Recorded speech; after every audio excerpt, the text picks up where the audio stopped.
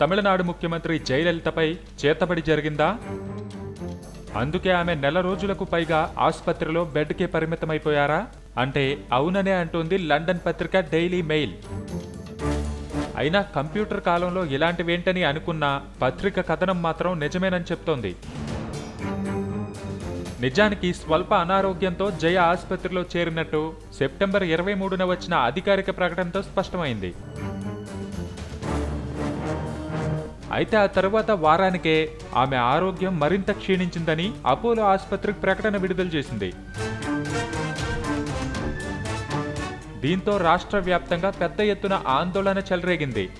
ఇక అదే సమయంలో జయ ప్రాణస్థితిపై రూమర్లు కూడా వచ్చాయి. ఆ తర్వాత హైకోర్టులో పిటిషన్లు కూడా పడ్డాయి. కేంద్ర మంత్రులు పరామర్శలు కూడా మొదలుపెట్టారు.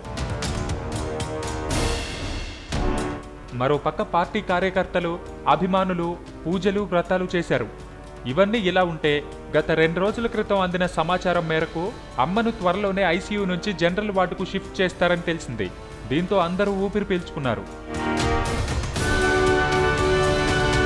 ఇదిలా ఉంటే మరోపక్క అసలు అమ్మకు ఏమైంది? ఇంతలా సడన్ గా అమ్మ అనారోగ్యానికి గురి కావడం ఎందుకు?